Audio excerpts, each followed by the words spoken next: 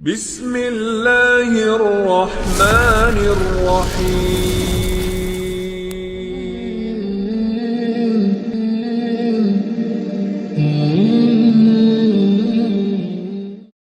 Baik, kita lanjutkan kajian kita. Masih membahas Kitab Tauhid. Dan malam ini kita masuk kepada bab ke-48, bab ma jaa fi qaulillahi ta'ala wala in adzaqnahu rahmatan minna min ba'di dharra'a massathu la yaqulanna hadzali. Bab firman Allah Subhanahu wa ta'ala, dan jika kami melimpahkan kepadanya satu rahmat dari kami, sesudah dia ditimpa kesusahan, pasti dia berkata, ini adalah hakku.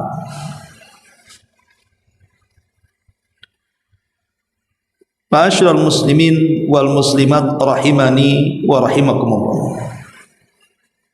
Bab ini korelasi dengan dicantumkannya bab ini dalam Kitab Tauhid, menjelaskan tentang bahayanya kufur nikmat. Dan kufur nikmat ini bagian daripada mencidrai tauhid, bahkan bisa sampai kemudian jatuh kepada kesyirikan. Ketika nikmat yang harusnya diakui datang dari Allah, kemudian diakui kepada selain Allah Subhanahu wa ta'ala. Baik, kita akan baca dulu. Bab qaulillahi azza wa jal, bab ma jaa fi qaulillahi ta'ala wala in adzaqna rahmatan minna min ba'di dharra massathu la yaqulanna hadzali.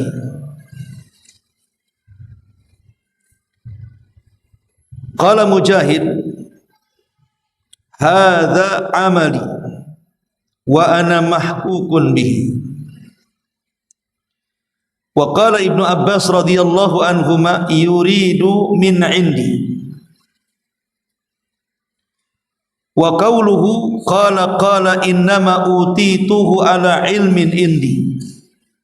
Qala Qatada ala ilmin minni biwujuhil makasib. Wa qala al-akharun ala ilmin min Allah anni lahu ahlun. Wa hadha makna qawli Mujahid, utituhu ala syarafin. Bab firman Allah Subhanahu wa ta'ala, dan jika kami melimpahkan kepadanya satu rahmat dari kami, sesudah dia ditimpa kesusahan, pastilah dia akan berkata, ini adalah hakku. Dalam mentafsirkan ayat ini, Imam Mujahid mengatakan, maksudnya ini hakku adalah, ini adalah karena jerih payahku, dan akulah yang berhak memilikinya. Sedangkan Ibnu Abbas mengatakan, ini adalah dari diriku sendiri. Kemudian firman Allah Subhanahu wa ta'ala menceritakan tentang Qarun. Qarun berkata, sesungguhnya aku diberi harta kekayaan ini tiada lain karena ilmu yang ada padaku. Imam Qatada mentafsirkan ayat ini, maksudnya perkataan Qarun karena ilmu pengetahuanku tentang cara berusaha. Ahli tafsir yang lainnya mengatakan, karena Allah mengetahui bahwa aku orang yang layak menerima harta kekayaan itu. Dan inilah makna yang dimaksudkan oleh Imam Mujahid, aku diberi harta kekayaan ini atas kemuliaanku. Baik, ma'asyiral muslimin wal muslimat rahimakumullah. Keterangan-keterangan dari para ulama salaf ini tentang surah Fussilat ayat 50 ini menjelaskan kepada kita tentang fenomena yang umum terjadi di masyarakat. Walaupun ayat ini bicara soal orang kafir, karena hanya orang kafir yang menasabkan nikmat itu bukan kepada Allah tapi kepada dirinya sendiri. Meski demikian, al-ibratu bi umumil lafzi la bi khususis sabab. Namanya ibrah dalam Quran itu bukan sebab turun tapi umumnya lafaz. Lah umumnya di masyarakat ikhwatu fiddin muliakan Allah Subhanahu wa taala, kalau ada orang yang kemudian awalnya ditimpa musibah kefakiran, mungkin dulunya dia susah, kemudian dengan kegigihannya dia bekerja, mulailah dia membuat bisnis ini, bisnis itu, berniaga ini, berniaga itu dan lain sebagainya. Akhirnya dia pun sukses sampai mencapai puncak kesuksesan dalam hidupnya. Lah terkadang orang-orang yang sudah sukses setelah dulunya dia fakir, dulunya dia susah. Terkadang orang-orang yang sudah sukses atau sudah kaya, sulit sekali mereka mengakui bahwa kekayaan itu datang dari Allah Subhanahu wa taala. Sehingga ketika kemudian datang orang-orang yang hendak mengambil hak mereka dari zakat, sedekah, infak dan yang semacamnya, maka mereka mengklaim bahwa harta itu adalah karena jerih payahnya. Ini harta jerih payah saya, ini harta karena kecerdasanku. Aku kaya wajar karena aku ini sekolah, aku ini memiliki titel, aku ini pejabat dan begitu seterusnya. Atau lebih detail lagi, karena mungkin Allah menghendaki aku ini kaya dan aku berhak untuk itu dan lain sebagainya. Kalimat-kalimat yang menunjukkan kekufuran nikmat. Karena begini ikhwatu fiddin muliakan Allah Azza wa Jalla, memang harta ini adalah ujian bagi umat Islam. Nabi mengatakan setiap umat itu pasti diuji, tetapi ujian umat Islam ini ada di harta. Lah ketika kemudian kita ini berusaha untuk kaya, siang malam kita bekerja sehingga akhirnya kita bisa membeli rumah bagus, kendaraan mewah, uang setumpuk di rekening dan begitu seterusnya. Tiba-tiba datang perintah disuruh mengeluarkan 2,5% dari zakat kita. Terkadang kita berat mengeluarkannya. Kenapa? Karena harus diberikan kepada orang yang terkadang orang itu tidak ada kait-mengait dengan pekerjaan kita. Dia bukan yang memodali kerja kita, dia juga tidak membantu pekerjaan kita, bahkan terkadang kita juga nggak kenal siapa dia. Tiba-tiba kita disuruh untuk memberikan harta kita walaupun tidak banyak, 2,5% kepada mereka. Ini kan ujian ya, lulus atau tidak. Terkadang banyak yang tidak lulus karena memang Allah Subhanahu wa taala sudah mensifatkan manusia itu li hubbil khairi la syadid. Kecintaan kepada harta itu amat sangat kuat mengakar dalam dadanya. Zuyyina lin-nasi hubbus syahwat. Manusia itu dihiasi dengan syahwat kekayaan. Sehingga ketika kemudian diuji oleh Allah dengan perintah-perintah zakat, sedekah dan yang semacamnya, dia pun mulai kemudian mengklaim bahwa kekayaan itu bukan datang dari Allah, tapi hasil jerih payah dia. Itulah yang terjadi dengan Qarun. Saat Qarun dulunya miskin kemudian jadi kaya raya, kemudian datang syariat zakat kepada Nabi Musa, dan Musa pun menghantar orang yang mengambil zakat kepada Qarun. Apa kata Qarun? Innama utituhu min ilmin indi. Bilang sama Musa, ini kekayaan bukan diberi oleh Robnya si Musa, ini kekayaan diberikan karena aku cerdas, karena aku punya ilmu. untuk mengelola sehingga berkembang dan kaya. Itulah kekufuran Qarun.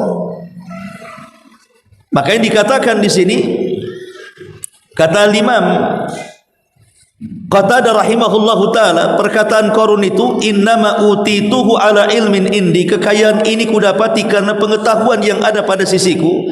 Maksudnya ala ilmin minni biwujuhil makasib, atas pengetahuan yang bersumber dariku dari beberapa makasib, pekerjaan-pekerjaan. Mungkin kekayaannya dihasilkan dari jual beli, berbisnis, menanam saham atau apalah namanya. Ma'asyiral muslimin yang dimuliakan Allah Azza wa Jalla. Tetapi manusia dengan kekayaan itu kan terbagi menjadi dua kelompok. Kelompok yang pertama orang-orang yang kufur nikmat.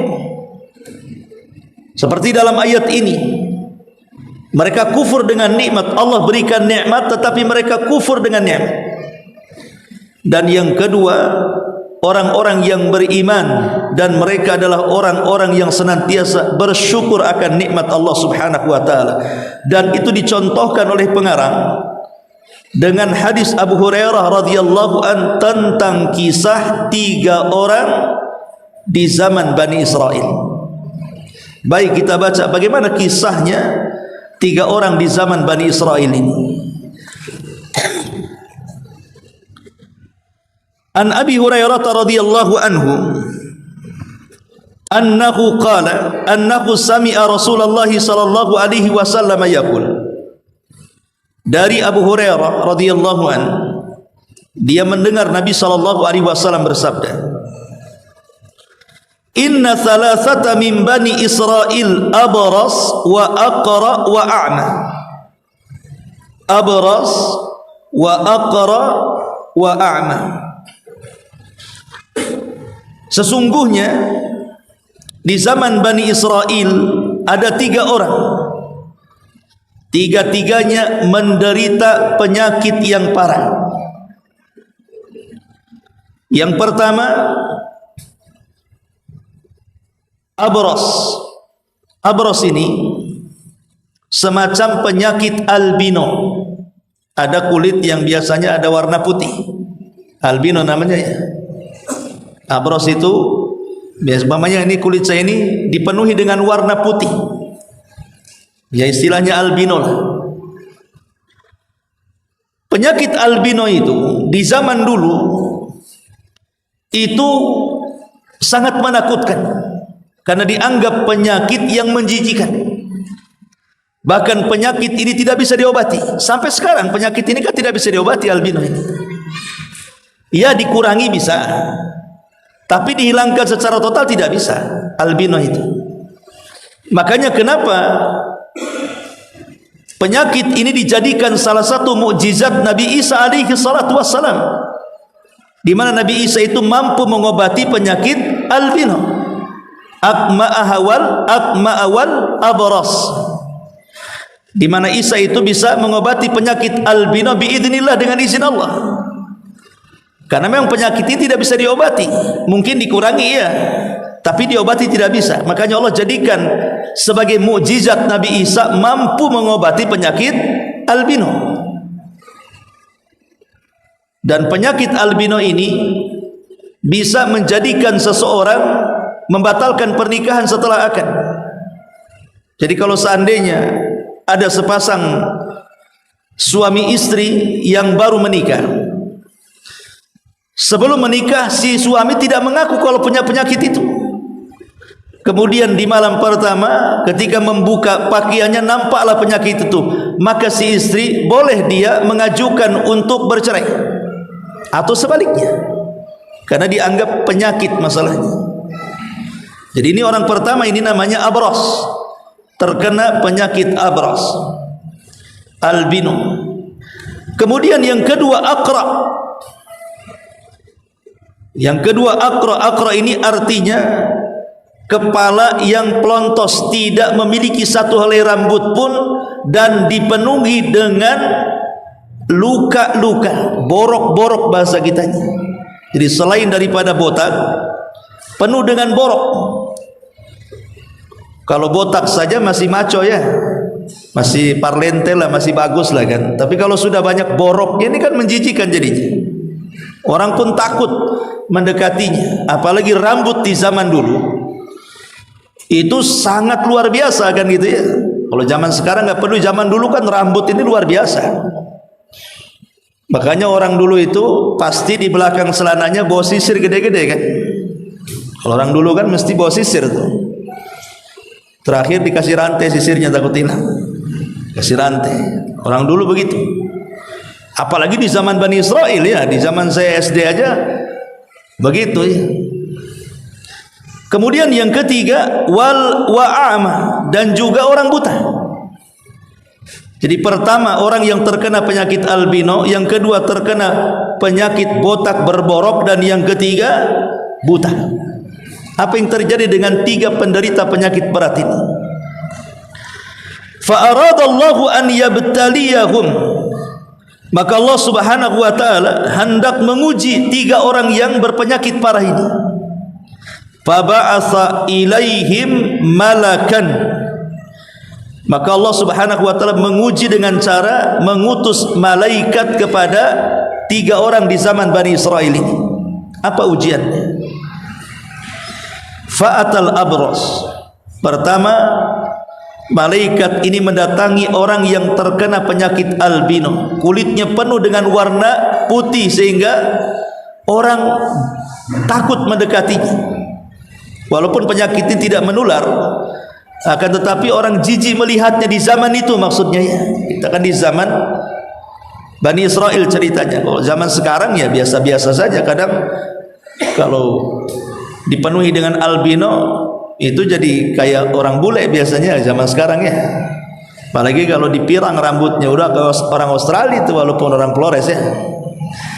Artinya kalau zaman sekarang ya enggak begitu, tapi zaman dulu itu kan dianggap aib gitu masalahnya.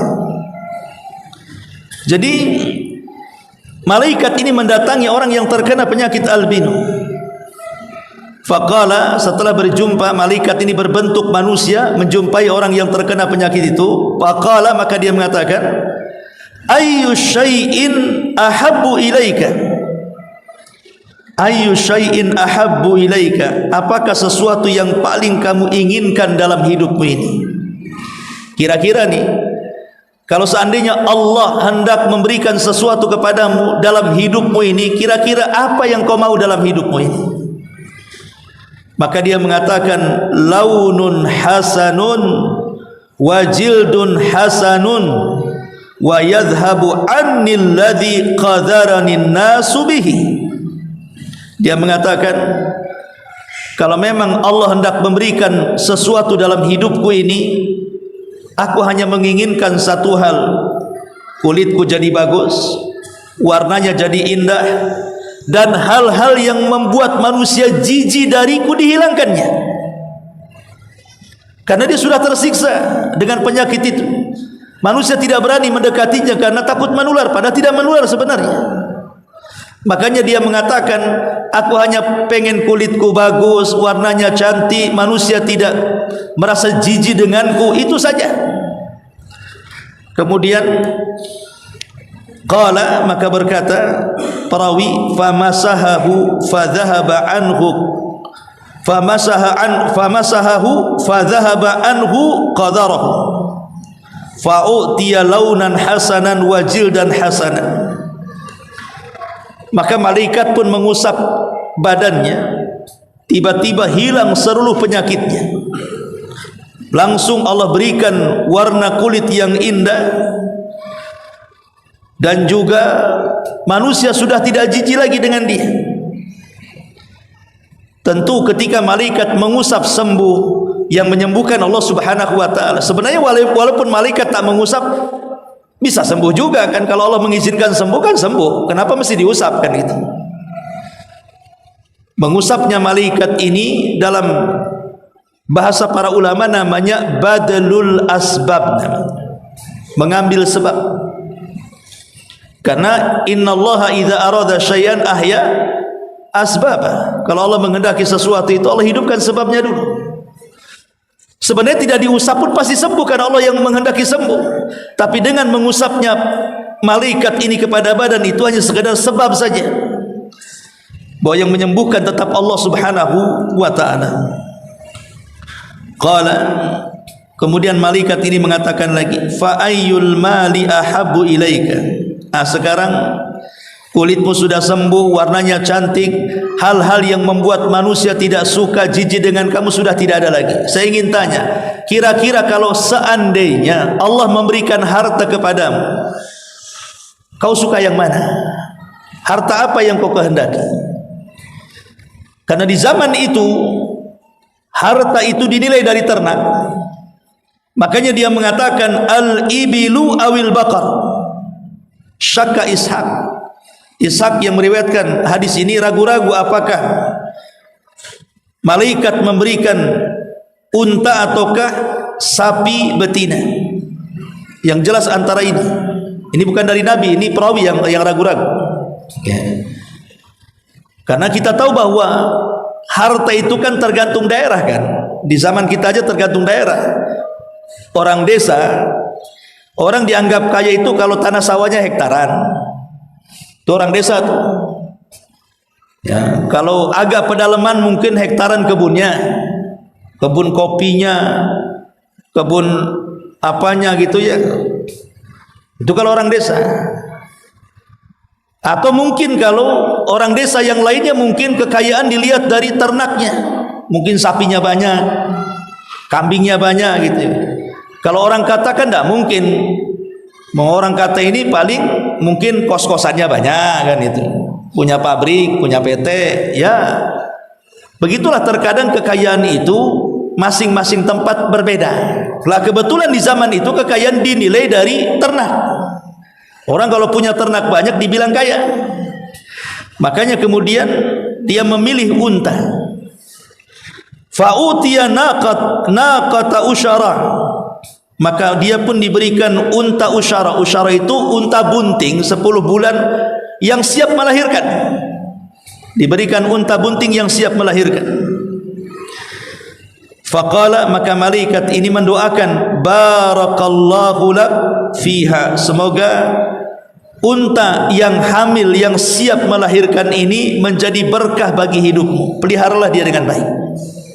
Kemudian malaikat ini pergi. Kemudian setelah pergi dia mendatangi orang yang kedua yang punya penyakit akra, botak kepalanya penuh dengan borok, manusia pun jijik melihatnya dan menjauhinya. Kemudian kata malaikat, ayyu syai'in ahabu ilaik. Kalau seandainya Allah menghendaki sesuatu kepadamu dalam hidup ini, kira-kira apa yang kau mau? Maka si Aqra ini mengatakan, syi'run hasanun wa yadhhabu anni alladhi qadarani an-nasu bihi. Aku hanya ingin tumbuh rambut. Tidak cukup tumbuh rambut, rambutnya juga bagus. Jadi kalau orang punya rambut saja tidak cukup, harus bagus. Karena bagaimanapun kalau hanya tumbuh rambut saja, kalau jabrik nggak jelas itu kan jelek juga. Ya, kan harus bagus, rambutnya rapi gitu ya. Kalau sekarang kan banyak salon. Kalau orang dulu kan modelnya ikut-ikutan model kan. Kalau modelnya belah dua, semua belah dua satu kampung. Kalau zaman dulu, kalau miring ke kanan, miringkan semua ke kanan. Jadi zaman dulu itu bukan hanya sekedar itu, rambut itu luar biasa gitu. Kemudian famasahahu fadhahaba anhu qadarahu wa utiya syi'ran hasanan. Kemudian malaikat pun mengusap kepalanya, tiba-tiba hilang borok-boroknya, kemudian tumbuh rambutnya dan dia memiliki rambut yang paling indah di tempat itu. Kemudian malaikat ini mengatakan, ayyul mali ahabbu ilaik. Kira-kira kalau kau punya harta, harta apa yang kau kehendaki? Maka dia mengatakan, al-baqaru, saya ingin sapi. Fa'utiya baqaratan hamilan, maka dia pun diberikan sapi yang sedang bunting, siap melahirkan. Qala, maka malaikat mendoakan, barakallahu laka fiha, semoga Allah berkahi hartamu ini dan berkembang. Kemudian malaikat yang menjelma manusia pergi dan beralih kepada orang yang ketiga yang buta matanya. Kata malaikat ini kepada orang buta si a'ma ini, ayyu syai'in ahabbu ilaik, kira-kira kalau Allah berkehendak kepadamu sesuatu dalam hidupmu, kau minta apa yang kau sukai? Maka orang buta ini mengatakan, an yaruddallah ilayya basari fa absiru bihin nas, agar Allah mengembalikan pandanganku sehingga aku bisa menatap manusia. Fa masahahu faraddahu Allahu ilaihi basara, maka malaikat mengusap kedua matanya dan Allah kembalikan pandangannya. Dia sudah tidak buta lagi dan bisa melihat. Kemudian malaikat mengatakan, fa ayyul mali ahabbu ilaik, harta apa yang kau sukai? Qala, dia mengatakan, al ghanam, saya ingin kambing. Fa utiya syatun walid, maka dia pun diberikan kambing beserta anaknya. Fantajja hadani wa walada hadha fakana li hadha wadin minal ibili wa li hadha wadin minal baqari wa li hadha wadin minal ghanam. Setelah malaikat itu pergi, entah berapa bulan, berapa tahun, wallahu alam, tapi yang jelas bahwa mereka semua sudah kaya. Orang yang punya penyakit albino disembuhkan, kemudian diberikan unta bunting melahirkan kembar, kemudian dari dua anak unta ini dewasa, kemudian kawin melahirkan lagi, akhirnya satu lembah isinya unta, yang satu lembah isinya sapi, yang satu lembah isinya kambing, karena mendapatkan doa keberkahan dari malaikat. Ini namanya apa? Namanya senang setelah susah. Seperti dalam ayat tadi kan awalnya susah dulu tuh, banyak penyakit, kemudian disembuhkan. Bukan hanya disembuhkan, dikasih kekayaan lagi. Senang sekarang dia, padahal dulunya susah. Itulah makna firman Allah Subhanahu wa taala, wala in adzaqnahu rahmatan minna min ba'di dharra massathu, dan jika kamu menimpakan kepadanya satu rahmat dari kami sesudah dia ditimpa kesusahan. Orang ini dulunya susah kemudian senang, sekarang tiba ujian. Allah ingin menguji tiga orang ini. Sekarang mereka sudah menjadi orang besar, sudah menjadi orang kaya, dimuliakan dan dihargai manusia. Sekarang Allah ingin menguji mereka. Mereka sudah bertahun-tahun lamanya diberikan nikmat oleh Allah, bukan hanya hilang penyakit, kekayaan melimpah, dihormati orang. Thumma innahu atal abras fi suratihi wa hayatihi. Kemudian datanglah malaikat yang pertama kepada orang yang sebelumnya menderita penyakit albino tadi, dengan menyerupai dirinya saat ia masih dalam kondisi punya penyakit albino itu. Kenapa malaikat ini membentuk dirinya dengan orang yang ketika itu belum sembuh penyakitnya? Malaikat ini ingin mengambil hatinya, perasaannya, punya kasihan atau tidak, punya rahmat atau tidak kepada orang yang berpenyakit ini. Lebih-lebih malaikat ini mengatakan, qala rajulun miskin wa qad inqata'at bil jibalu fi safari fala balagha lil yauma illa billahi thumma bika. Sampai dia mengatakan, aku ini orang miskin, kata malaikat ini, pura-pura untuk ngambil hatinya. Betul-betul enggak dia bersyukur? Aku ini orang miskin, telah terputus segala jalan bagiku untuk mencari rizki dalam perjalananku ini, sehingga tidak akan dapat meneruskan perjalananku hari ini kecuali dengan pertolongan Allah kemudian kamu. Artinya apa? Orang ini mendesak sekali, gitu ya. Orang ini sangat mendesak, butuh sekali dengan makanan, butuh dengan uang, karena dia mengatakan, aku tidak bisa lagi meneruskan perjalanan, hanya bisa meminta pertolongan kepada Allah kemudian kamu. Jadi malaikat ini mencoba menyentuh hatinya. perasaannya disentuh. Samalah kalau umpamanya antum ada yang gedor rumah, kemudian ada pengemis mengatakan, tolonglah anak saya di rumah sakit, nggak ada lagi orang yang bisa menolong saya kecuali Allah, kemudian kamu tolonglah. Ya lama-lama kita pun kan disentuh ini perasaannya, mau ngasih atau tidak. Tiba-tiba setelah dia mengatakan begitu, as'aluka billadhi a'taka al-launa, as'aluka billadhi a'taka al-launa al-hasana wal jilda al-hasana wal mal ba'iran atuballighu bihi fi safari. Dia mengatakan sambil bersumpah orang ini, demi Allah yang telah memberi anda rupa yang tampan, kulit yang indah, kekayaan yang banyak, aku minta kepada anda 1 ekor unta saja. Karena unta dia kan sudah banyak tuh di lembah, dia hanya minta 1 saja untuk bekal meneruskan perjalananku atau safarku. Tolong, bisa tidak? Tetapi faqala, dia mengatakan, al-huququ katsirun, al-huququ katsiratun. Tetapi permintaan itu ditolak dan mengatakan, maaf, tanggung jawabku banyak sekali. Hartanya banyak, tapi dia cari alasan, aduh gimana ya, tanggung jawabku banyak. Ini rumah belum selesai cicilan, padahal sudah lunas. Ini mobil juga sama, belum lunas cicilannya. Tanah sebelah yang baru dibeli juga belum lunas. Wah, banyak alasan. Intinya nggak mau ngasih sebenarnya, kufur dengan nikmat. Kemudian faqala lahu, maka dikatakan kepadanya, ka'anni a'rifuka. Kata malaikat yang menjelma seorang yang albino ini mengatakan, kaya-kayanya aku kenal kamu loh.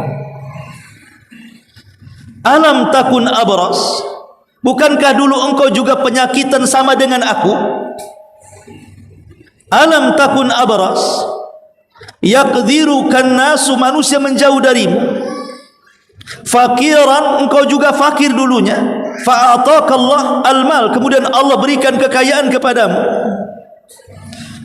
Jadi orang ini diingatkan,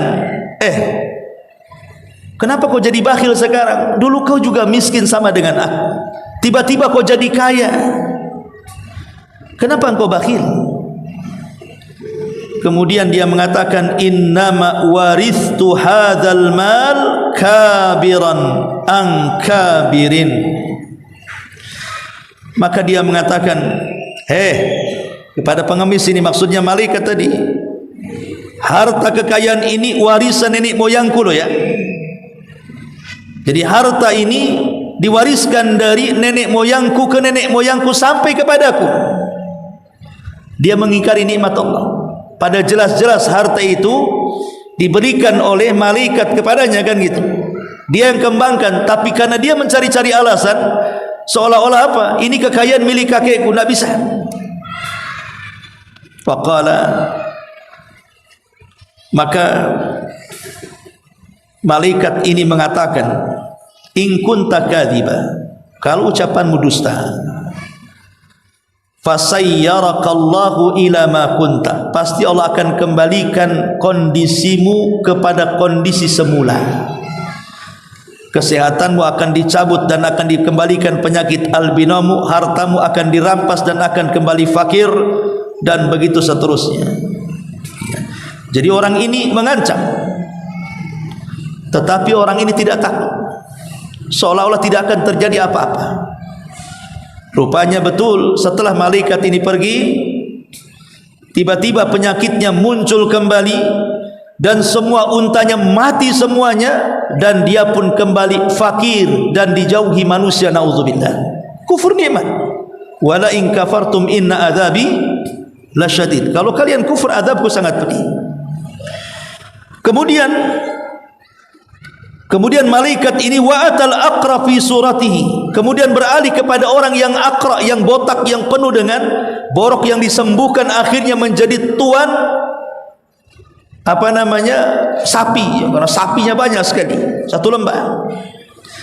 Malaikat ini berpura-pura mengingatkan kondisinya dia dulu. Dia dulu seperti itu, fakir, miskin, supaya tersentuh maksudnya. Karena biasanya kalau dulunya miskin kemudian jadi kaya dan dia orang saleh, melihat orang miskin kasihan karena dulu pernah miskin masalahnya. Maka malaikat ini mendatangi Aqra yang sudah sembuh. Faqala lahu mithla ma qala li hadha. Maka dia pun mengatakan persis yang dikatakan kepada orang yang terkena penyakit albino yang disembuhkan kemudian kaya raya dengan untanya. Orang ini pun kufur, sama dengan orang yang pertama. Dia mengatakan bahwa kekayaanku adalah harta warisan nenek moyangku, tidak ada hak bagimu. Kemudian malaikat ini mengatakan, kalau engkau dusta Allah kembalikan lo penyakitmu dan Allah cabut hartamu. Tapi dia enggak peduli, malaikat ini pergi. Akhirnya rambutnya rontok, boroknya datang lagi, kemudian sapinya mati semuanya, miskin lagi dia. Kufur nikmat. Wala in kafartum inna adzabi lasyadid. Kalau kalian kufur maka azabku sangat pedih. Kemudian yang ketiga, fa'atal a'ma, maka kemudian malaikat ini mendatangi orang buta. Fi suratihi, dalam kondisi buta juga, berpura-pura buta. Malaikat ini bawa tongkat, meraba-raba kayak orang buta, kemudian mengetuk pintu orang yang buta yang sembuh dan sudah kaya dengan kambing selembah. Jadi tuan takur kambing. Kemudian malaikat ini mengatakan, rajulun miskin wa ibnu sabil qad inqata'at bi al-jibalu fi safari fala balagha lil yawma illa billahi thumma an as'aluka billadhi radda 'alayka basaraka syatan ataballagu biha fi safari. Tuan, aku ini orang miskin, aku ini lagi safar kehabisan bekal, sudah tidak lagi tahu nasibku seperti apa, dan aku ini tidak mungkin juga melanjutkan perjalanan kecuali karena pertolongan Allah dan pertolonganmu. Demi Allah aku meminta atas nama Allah yang telah mengembalikan pandanganmu, berikanlah hanya satu kambing saja buat modal safar. Tapi orang ketiga ini berbeda dengan orang yang pertama dan yang kedua. Dia orang yang paling syukur dengan nikmat Allah Azza wa Jalla. Wala in syakartum Allah mengatakan, wa itta'adzana rabbukum la in syakartum la azidannakum. Kalau kalian syukur Allah tambah nikmat. Lihat jawaban orang buta ini. Faqala qad kuntu a'ma faraddallahu ilayya basari. Iya, memang dulu aku ini buta, sama dengan kamu. Kemudian Allah berikan pandangan sehingga aku bisa menatap manusia. Fakhud ma syi'ta wada' ma syi'ta. Kalau engkau mau, pilihlah kambingku, ambil yang kau suka, tinggalkan yang kau tidak suka. Sana ambil kambingku banyak, ambil, terserah mau ambil berapa saja. Kau suka ambil, tidak suka kau tinggalkan. Tanpa memilihkan, oh yang itu enggak, oh jangan yang itu, yang ini saja, tidak. Terserah kau ambil yang mana, yang suka ambil, yang tidak suka kau tinggalkan.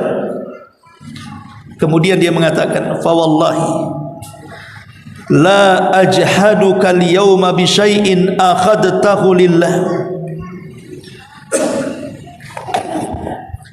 Maka dia mengatakan, maksudnya orang buta ini, dia mengatakan, sungguh aku